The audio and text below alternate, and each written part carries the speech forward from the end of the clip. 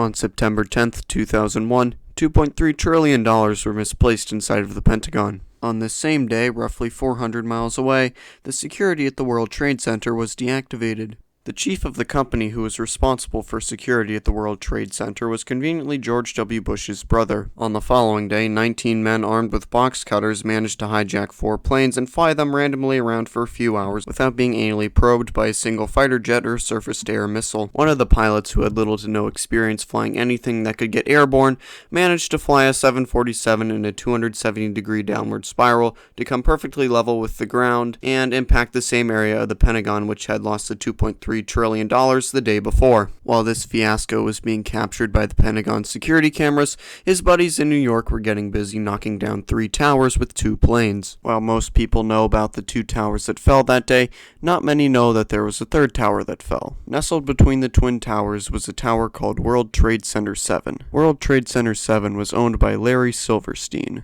Larry usually spent his mornings in the tower, but for whatever reason on September 11th, 2001, his wife begged him to attend a doctor appointment, saving him from being killed in the collapse of the building. It is noteworthy that the CIA had offices in this building. The official story is that debris from the North Tower weakened World Trade Center 7 and caused fires, resulting in the building's collapse. But the fire would have to be extremely intense to melt the steel beams in the building, far more intense than it actually was. Also, the debris would have to be extremely large to cause such fires and cause the structure to become unstable. Speaking of steel beams, jet fuel cannot melt them despite what some claim. The reason why this story doesn't make sense is because if this really did happen, the tower would not have fallen like this.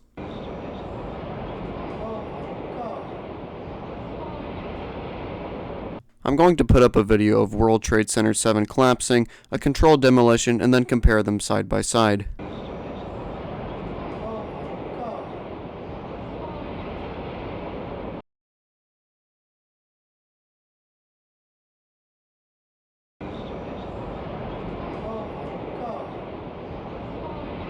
If you bring up the controlled demolition theory, people will say that there were explosives on the plane. However, this fails to account for the fact that there was undetonated thermite found in the wreckage. If there were explosives on the plane, they would all have gone off. It also fails to account that if there were explosives on the plane, the tower would have fallen differently.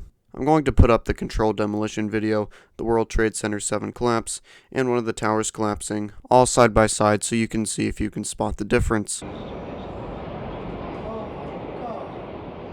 If you were wondering who caused all this chaos, don't worry because CBS knew who had done it while the towers were still standing. Osama bin Laden. After the dust had settled and Afghanistan and later Iraq were invaded to get the terrorists, the public wanted an investigation to see what had happened. Unfortunately for them, the government was showing an unusually high lack of interest towards the most devastating terrorist attack on U.S. soil. Also, the amount of times 9/11 was predicted is downright insane. There was a conspiracy card game from the 90s which predicted the World Trade Center falling. This is not to mention all the letters and warnings from people in or outside government. Of course, all this was ignored. The footage of the tower collapsing was from National Geographic. It is from a documentary which follows a group of firefighters doing their daily routine around New York City, and then on the day that the cameras are rolling, 9/11 happens. What a coincidence! Now, if you watch this footage, you get an eerie feeling that the cameraman knows something the firefighters don't.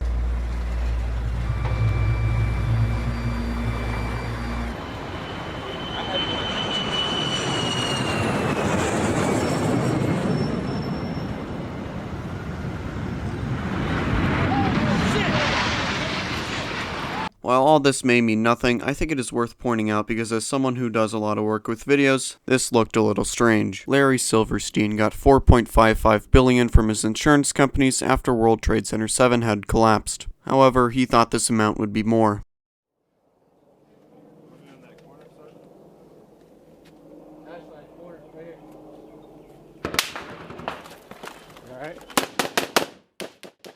The war that followed expanded to global levels and killed around 7,000 U.S. service members. It was yet another excuse to invade a country for profit, except this time it would have more permanent consequences. The countries which this war was fought in are still unstable to this day. This same thing had happened just 37 years before in the Gulf of Tonkin, which had led to the Vietnam War.